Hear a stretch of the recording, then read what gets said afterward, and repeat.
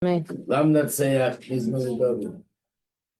Yad Chadinoi V'Yem Tzara Yisagev Koshem Alei Yaakov. Yishlach Ezrecha Mikodesh U'Metzion Yisadeka. Yizko Kol Kosecha V'Elotzko Yidach Neselo. Iten Lecho Chovavecha. Lecho Atzosko Yimalin. Deranono B'Shua Secha U'Shem Eloheinu Nidgev. Yimali Adinoi Kol Mashal Secha. Ata Yodaiti. Yeshia Adonai Mashiach Yanehu B'Shmei Kodesh B'Gvuros Yeshayim Eile B'Rechev Eile B'Susim V'Anachnu B'Shem Adonai Eloheinu Nazku Heima Korban Afolu V'Anachnu Kamnu V'Naseder Adonai Yeshia HaMelech Yaneinu V'Yem Koreinu.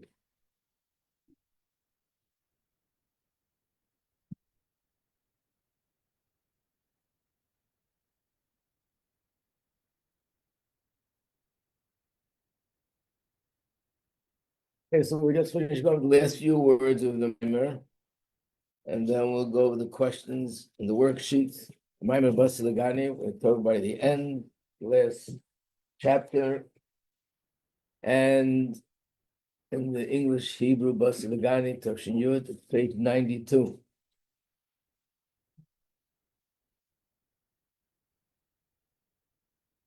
So after you explain the Avodah of Shtus, the Kedusha, which means we're supposed to take the Shtus of Klippa and transform that into Shtus the Kedusha. Just like we find in reference to other things, that a person, for example, that is Nefesh Bahamis, has a love and a passion for Gashmitic pleasure. So the two kind of avodas are iskafi and ishapta. Iskafi would mean to limit that passion, to restrict it, to hold it back. What? Hello. Hello. Hello. What's your name? Judith. Judith? Yes. Judith. Judith. Judith. Okay. Yes. Did I speak to you on the phone? I don't Yes. remember. I did. We told you which class you'd be in the Chassidus. I think so, yes. Another one? Yes. Yes, so that's down the hall. Yeah, class. You want to show the other class? Yeah. Okay, perfect. And the second class will all be together, so it's okay. Okay.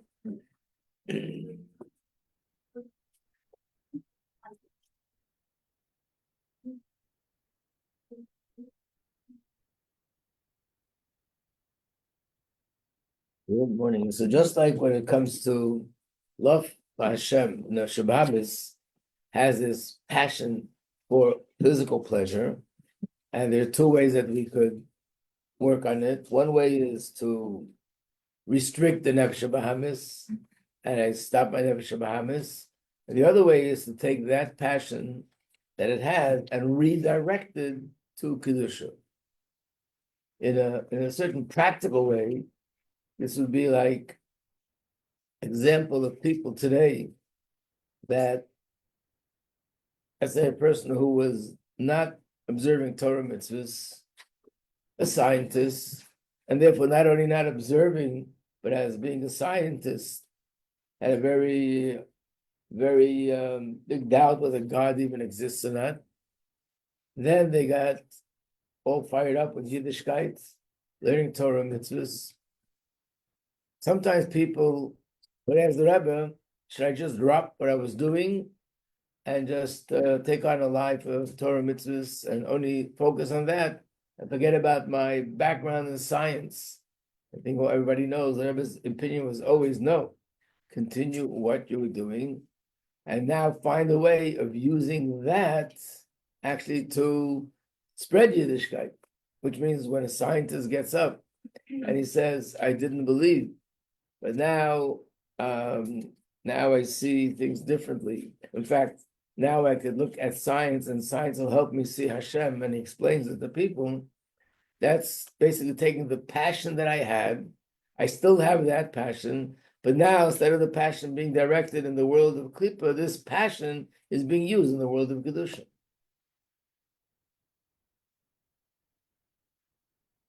And the same thing with other possibilities. I remember once there was someone who this was in Australia many years. There was only two things. There was Orthodox Jewry and there was liberal. Liberal was like a reform. There was no in between. There was no conservative. So there were certain individuals that decided that really the Orthodox is too extreme to the right, and liberal is too extreme to the left, and the perfect balance is conservative. So he's going to introduce a conservative movement. Well, what do you think would happen? That some of the people that are only in the Orthodox by default, they would join the conservative.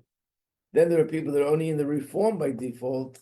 It's really too much for them, but there's no other way. They're not going to go to the Orthodox, so they'll also come to the middle. But probably it'll affect more people going down than people going up. That's what's going to happen. Anyway, people tried to influence him not to do it. He was determined to do it.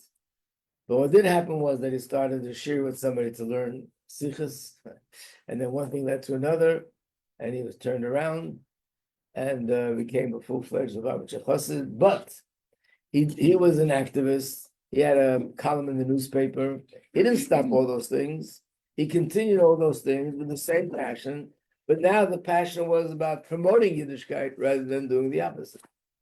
So that's the same with Shtus, that the Nefesh Bahamas has Shtus the Klippa, and our avodah is to take Shtus the Klippa and transform it, and also serve Hashem in a way which is not limited by logic, but not in a way that is below logic, but in a way that it transcends logic. It's higher than logic, which means doing positive things in a way that even logic wouldn't demand that of me to go that far. And of course, it has to be within the realm of Torah and Shulchan Aruch, not to do things that Chas v'Shalom are wrong. But within Torah, it's an approach which is beyond logic. So now we'll go to the bottom of the page, 92. La'oz, and then then we'll see that's why the Beis Hamikdash, the wood was made out of atzei shitim, because the ultimate goal was to turn klipa into kedusha. Klipa is shtus the klipa, and kedusha, the highest point is shtus the kedusha. So that's what our avodah is. V'shechanti b'seichem. When we do that, then Hashem's presence dwells there. Sheyarla gilu eira l'ki b'nafshay. The divine light that shines in his nefesh. That if a person is doing his kapius, he subdues the nefesh habahamis. Shaydei shapel lahapech ashtus the nefesh habahamis by transforming the shtus of the nefesh habahamis. And them koch from Welt, la kedusha bekim haTorah v'mitzvos, turns it around and uses it for doing Torah mitzvahs as yistalik the kodesh kuchabrich b'chol shemeir mizgala eir hasevim kol. Then, just like you're doing in avodah, which is totally beyond limitations, shtus the kedusha. So the light of Hashem that comes down is also sevim kol, which is above limitations. Then the summary: Yivai shtus matil l'mayla mitamadas the kedusha. This this parak talks about what is shtus the kedusha. Just like a Navi, at the moment of receiving a Nevuah, he has to be totally open to Hashem, which means he puts aside his understanding, puts aside his feeling, he becomes sort of non-existent completely, and he's just totally open for Hashem's prophecy to descend upon him. And the same is with the union of Shtus, the Kedusha. Hamishkan Matzei Shitim, the Mishkan was built of wood that was called Atzei Shitim. That means it has in it spiritually the property to turn his hapcha Shtuz the Lumazel Shtuz Kedusha. Ba'aveda is called Echad Ve'echad. The avodah of every individual is to turn his personal, because everybody Shtuz the Kedusha Klipa is different. Some people in one area, they're really following the Yitzhahara Shtuz the Kalipa. In another area, they're not. And a different person could be the opposite. So everyone has their personal challenge of Shtus the Klipa, and everyone has to turn that around in a way of Shtus the Kedusha.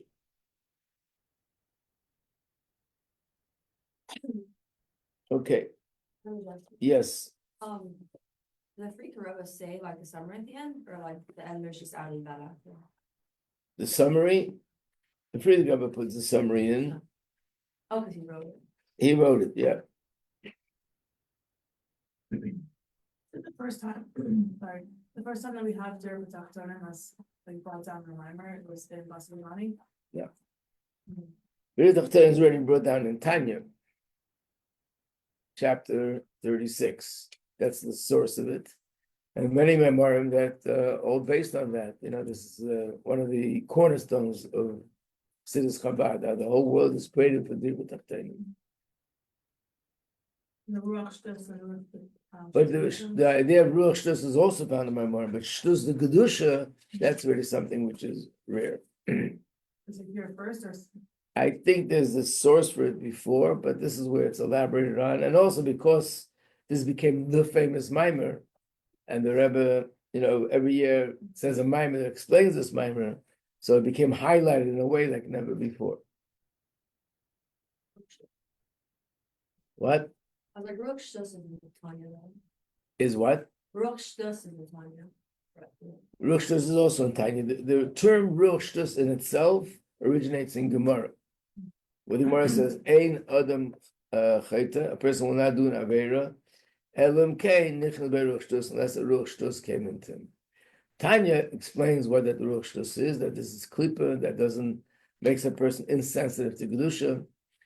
But Shtus the Kedusha you don't find in Tanya, and this is one of the places where it's really brought out and highlighted more than any place else.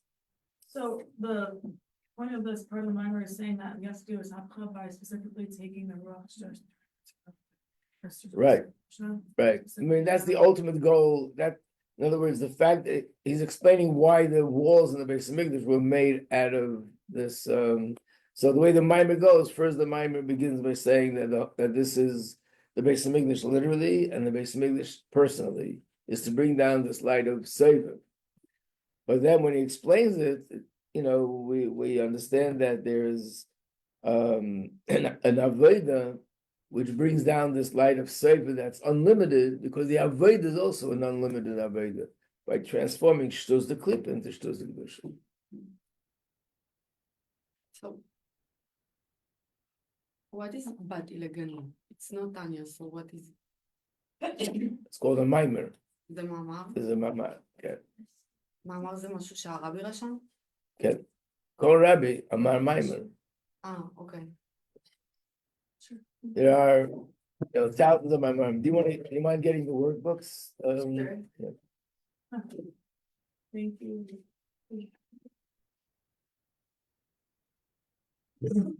No, I don't mind actually. I'll take one too. Thank you.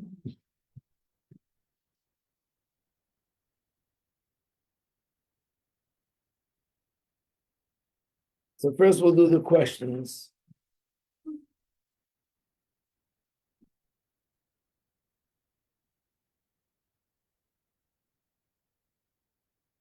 So first we'll do Oz Daled, the questions on page 26. And the question is, explain the mashal of the rope. How does it describe the neshama? Neshama is the rope connecting the person to Hashem. It has 613 strands. Right. Corresponding to the 613 faculties. So the neshama has 613 parts, corresponds to the 613 faculties, and corresponds to the 613 mitzvahs. And every strand in the rope, that's the point he brings out, connects us to Hashem. So now number two, why is everything in the spiritual realm structured in the number 613? Because Hashem made people with 613 people. Right, so I just want you to realize that this is a revolutionary thought. Yeah. That normally we think the opposite. that things in the physical world evolve from the spiritual world. So being that in the spiritual world there are 10 spheros, that's why here there are 10 faculties. Because in the spiritual realm there's 613 aspects, that's why we have 613 aspects. But what he's saying in this mimer, and the Rebbe actually emphasized this in many other places, that's the other way around. The whole world was created for this physical world, and was created for Yidden to do Torah mitzvahs. So because our body has 613 organs, and the ultimate avodah is to elevate that, so everything in the neshama and the spiritual realm is structured in the same way, 613, to accommodate the 613 parts of the body. What is the difference between Avodah Zarah and other Averas in regards to cutting off from Hashem? With the Avodah Zarah, the rope is totally cut, and with other Averos, one strand is cut. Right. So each Avera represents one strand. And when a person does an Avera, he is cutting off that one strand. But because it's only one strand, the person doesn't feel that they're getting cut off.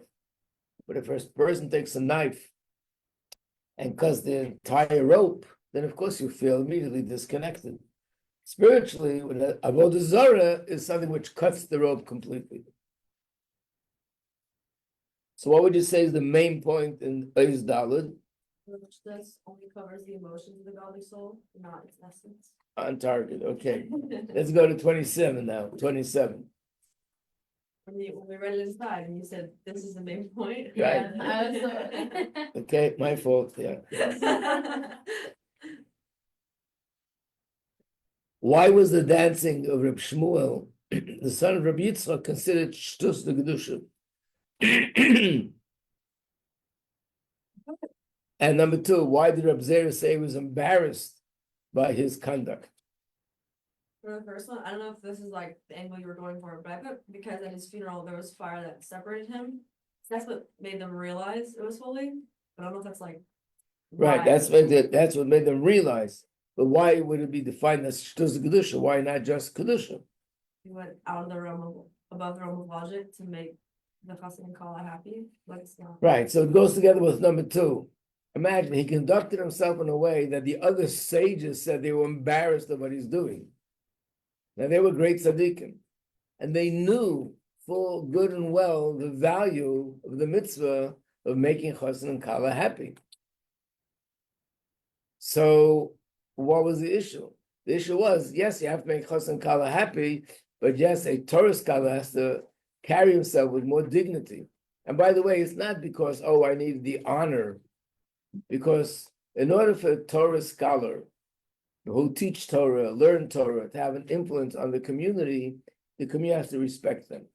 If he does something which is sort of a lack of respect for himself, it makes people respect him less. So he's not allowed to do it, not just because Hashem said, I care about your own respect, but because if he disrespects or does something which is not respectful of himself, then this will cause people not to respect him and not to respect the Torah that he's teaching. So therefore, logically, he shouldn't have done that. Why did he do it? Because his desire to do this mitzvah came from such a deep place that it went above logic, it transcended logic, and naturally, when you do something the right way, ultimately it doesn't do any damage. People recognize that this was really something coming from Kedusha. But that's how we define Shtus the Kedusha. The other example I gave you was like what was happening in Russia, that people were ready to give up their lives to teach children in a cheder. That's something which, according to halacha, you're not required to do. And a person could be connected to Hashem and love Hashem and be loyal to Hashem, but not go that far. The fact that he went that far is also beyond seichel. There's a call that's coming from a deeper place of my soul, deeper than seichel, and that brings me to do this. How do the words ish and isha allude to the higher level of Shekhinah drawn down in a married couple? Right. So there's a yud in ish and there's a hey in isha, And one more word, Ish. H, and fire. And fire represents Hashem. So if there's a fire and there's Yud and a Hey, then it comes together. If Chas v'Sholem not, then there's just H.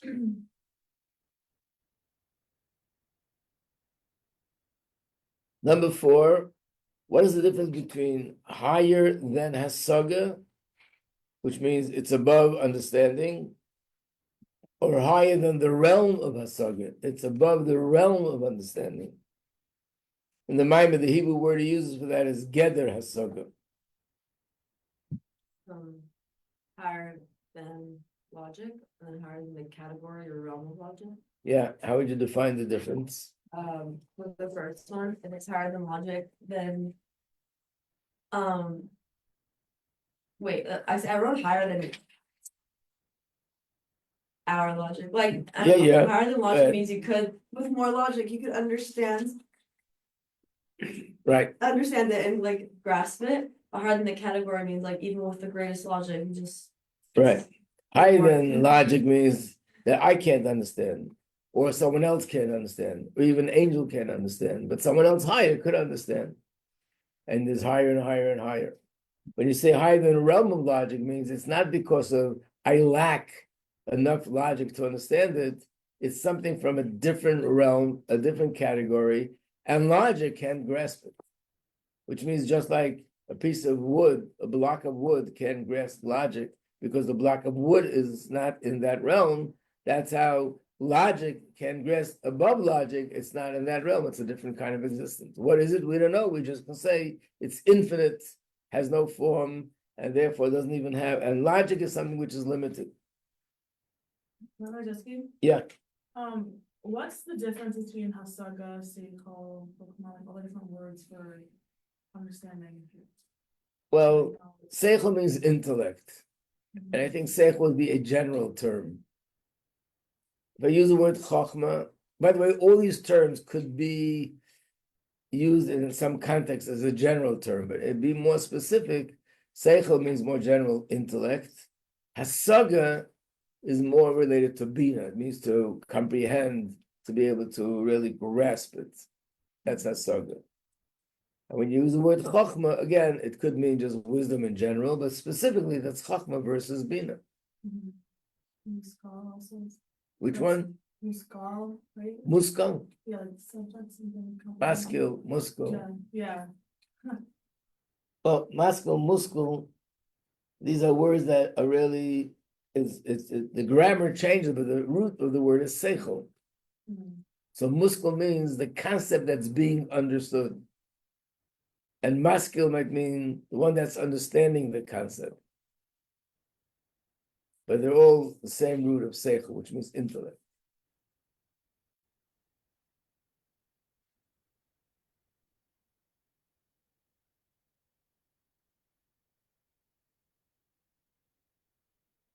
In conclusion, we just did this, so we don't have to explain it. Why were the boards and the mishkan made of shittim wood? The answer is because the name indicates that this wood has a certain spiritual property that it will enhance our avodah of turning shtuz the kedusha, the klipa, into shtuz the kedusha. So the word is shittim. In other words, it's not just symbolic. It means there's actually something spiritual in this wood. Just like with lulav and esrog. Why does Hashem tell us to take a lulav and esrog? Except that's only during the time of Yom Tov. But during Yom Tov, this lulav has a certain spiritual property. And the same thing with the esrog, the same thing here with this wood. What example does the Maimer give of shtuz the klipa that needs to be transformed? having fixed times to eat and sleep, but not for toiling. Right. And to convert that, to turn that around means the opposite. Doesn't mean you have to go to sleep on time, but it means that the time set aside for learning and for davening should be fixed, should be solid, and they shouldn't be pushed around for other things. I mean, it's the same idea, but a little bit different, where someone told me that they were doing Miftzayim, and they met someone, remember, it was a woman or a man, who was started to talk to them, and they said that how they're very broken, that one of their children decided to marry someone who's not Jewish. And she said, so he asked her, did you have any Judaism in your home? She said, yes. Friday night, we used to make Kiddush. We didn't have a male, but it was a woman talking. My husband made Kiddush. She said, unless, there was a important meeting at work, but other than that, he would come and make Kiddush Friday night. I don't think he said it to her, but okay, so there's an important meeting. What happens? Kiddush gets moved out of the way. So basically, a child like that grows up with the idea that Judaism is a nice thing, but if important things come up, it gets moved out of the way. So for her, the important thing is to marry this person who she thinks is the perfect person to be her husband. So if the way it's supposed to be is not to that this is something which is kviyas. Kviyas means that it's fixed, it's set, it doesn't get pushed around. And sometimes you think to yourself, okay, it won't be a big deal one time. So that's shtus the kedusha. Don't let it even happen one time, because that's the way these things work. First one time, then second time, then third time, and so on. Yes, all the people, what do they say, that most people start diets and never finish them. How does that happen? They get on this diet, they pay money, and they're committed. Usually it happens one time you're sitting by the table and say, listen, one time piece of cake is not going to do much harm. One time. Yeah, I guess, look, it didn't do anything yesterday, it won't do anything today, 2 times. And then slowly it goes. So it has to be fixed. That time of davening and learning doesn't budge no matter what, and then it stays. And once you start adjusting it, then it moves around and could move away completely. So the main point of this ois is to explain to us what is shtus to kedusha. That's the main point of this ois. The main point of the whole mimer is about the fact. How would you put it in a sentence? The main point of the whole mimer. Short sentence. We should transfer just the paper. Yes, but I would just add one thing before that, and that is that just like there's a Beis Hamikdash, a Mishkan, that's the Mishkan of all the Jewish people, each one of us has a Mishkan in our heart, and the Avodah in our heart is similar to the Beis Hamikdash, which is Atzei Shitin, which means take the the Shtus, the Klipa, and turn that into Shtus, the Kedusha. Let's try to go over the terms. That's on page 16 and 17. These are the Hasidic terms that come out of these 2 chapters, chapter 4 and chapter 5.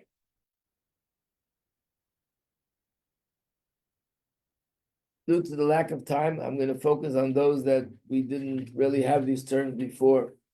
For example, number 2, Tzimtzum Arishan. What does that mean? Tzimtzum Arishan. The original fulfillment. What does that mean? There's an original and there's a copy, or what? Welcome Bacillus. The first symptom. The first tzimtzum. No, you're right. That's what it means. Every world, there's a tzimtzum to get to the next world. And in each world, from each sphere, there's a tzimtzum to get to the next sphere. But how many words? So there are 4 worlds, and there's also light of Hashem above those worlds. So Tzimtzum Rishon is the first tzimtzum of all the tzimtzumim that happened in the entire creation. That's Tzimtzum Rishon, the first stage. Even higher than that. How many words? 4? What? 4 words? 4. Hashem did that. Where 4? Atzilus B'Yitzir Asiyah. So the first one is Atzilut? Yeah. You remember? When the Neshama came down. No. What? And Hashem did the first symptom just for us to come into this world. And the whole tzimtzum is B'Shvili. Yeah. Right.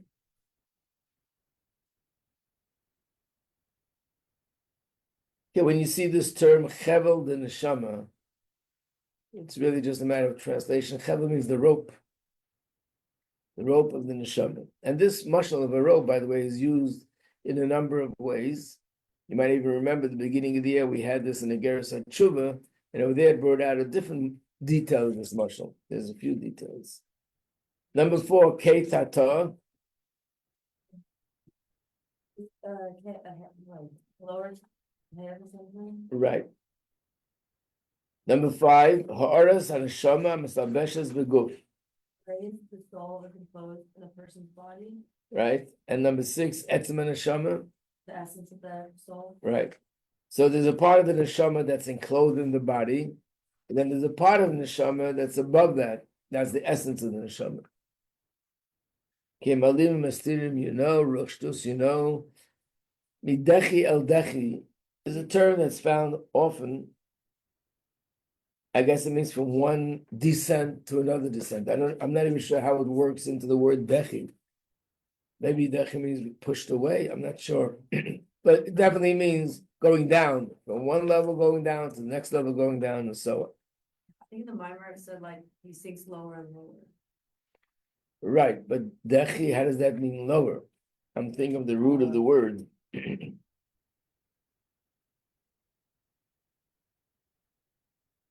I don't see it in Hebrew and I don't see it in Aramaic. The only thing is the word dechia means to push something away, maybe it means to be pushed down. I don't know.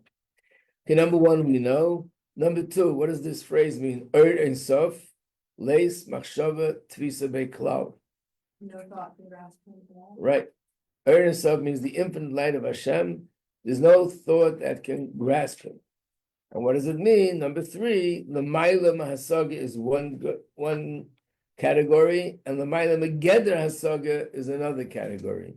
L'mayla Mahasaga means it's above understanding, but the other one is it's above the realm of understanding. It's not understandable altogether. Number 4, Bittul Haratzon Shel L'mayla Matam Vadas.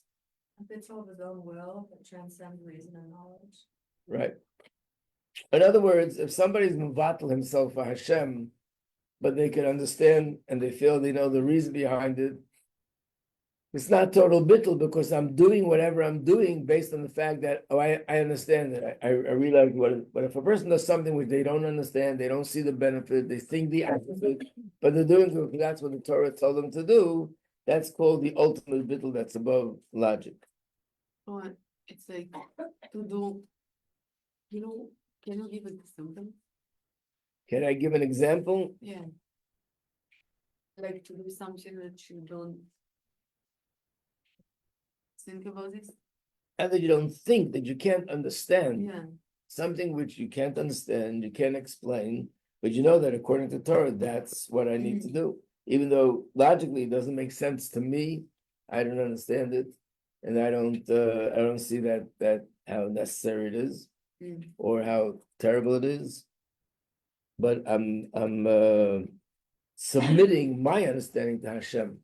I mean, this is one of the things that sort of manifest in the relationship between a chassid and a rebbe.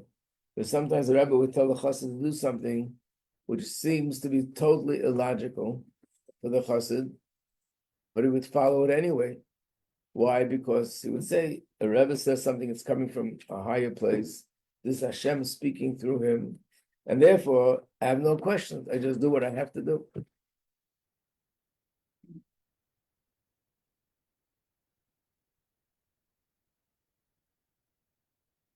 What Avraham Avinu did when he brought Yitzchak to the Akedah was above logic.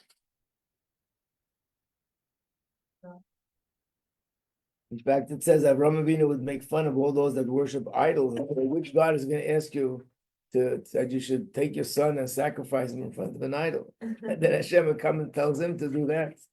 So it was a very big test. Not only that, Hashem promised him that Yitzchak will be a father of a great big nation. And Yitzchak didn't even have any children yet, wasn't even married yet.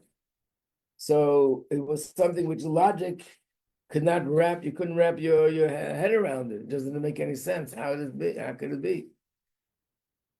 I think I almost told you there's some Mefarshim that say he explained it this way, he explained it that way. But from Chassidus, the approach is not that he explained it. He didn't need an explanation. That's what Hashem said. He said, that Yitzchak will be a father of a great nation. It's going to be true. He said, I should sacrifice him. That's true. How can both of you be true together? I can't understand it. That doesn't matter. I can't understand Hashem. I'm putting my seichel to the side. Remember, the Rebbe once told a story. I'll finish with this, with Rabbi Marash, that there was a chassid that he had a business. The business wasn't going so well. He had some issues. And on top of that, he also had issues at home. Him and his wife weren't getting along. It came to a point where they lived in two separate places. She lived in one city. He lived in another city. And then, through a third party who was sort of mediating between them, things got worked out. And he was coming home. They should be back together again. So he stopped off on the way by the Rabbi Marash. He told the Rabbi Marash that he's going home. And then he said, and after that, I have a business there with a very big nobleman, and it should really be something very big in Parnasa. So I'm asking the Rebbe for a bracha. So Rabbi Marash said, I think you should go to the nobleman first, and then you'll go home. So the chassid was shocked. The Rebbe hadn't been home for X amount of time, I don't know how many years. Now there's an opportunity for shalom bayis. Isn't that like most important? Let me first do that, and then I'll go do business with the nobleman. The Rabbi Marash says, and I think that you should go to the nobleman first and then go home. I think he tried again, and the Rebbe told him that what happened was that he went to the nobleman, and when he came to the nobleman, he sees that there's a big, huge wagon. They're carrying out boxes, and he finds out that the nobleman is actually moving to another country. Which means, had he not gone when he went, the nobleman would be in a different country, and the whole business deal would be gone because he wouldn't be able to travel to another country. So he realized why the Rebbe told him to go first to the nobleman and then to go home. So the Rebbe asked the question, why couldn't Rebbe Marash say something to him to calm him down a little bit and say something that, the opportunity might not be there later. Just say something that it should make sense to him. So the Rebbe's answer was, on the contrary, he needed a bracha. He needed a bracha for shalom bayis. He needed a bracha for parnasa.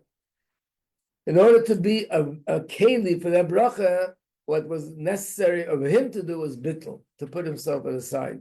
So the Rebbe Dafka didn't tell him anything. He Dafka didn't allude to anything. He should do it without understanding, and that made him a vessel to receive the bracha. Wow.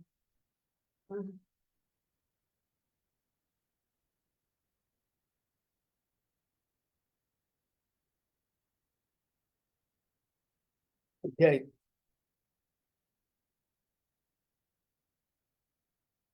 Okay, I think we completed this Maimon Baruch Hashem. We'll start something new, but rather today we're calling the other students. They will do something on Hanukkah. What? There's a few more questions. Okay. Yeah. So we'll leave it for next time. Next time we do it tomorrow. What?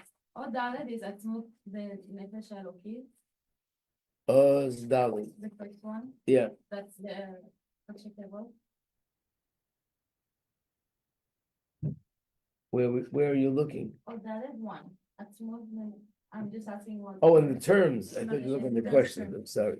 Is Dalit in the terms is.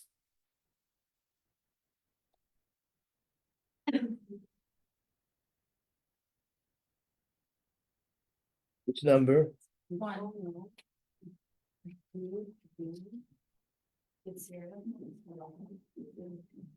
Sometimes it's I don't see where you are. What page number? 16.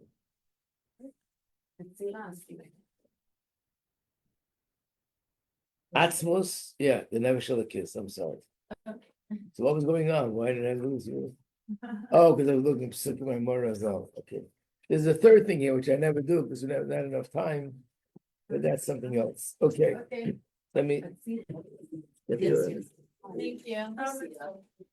Coming in? Okay. Thank you.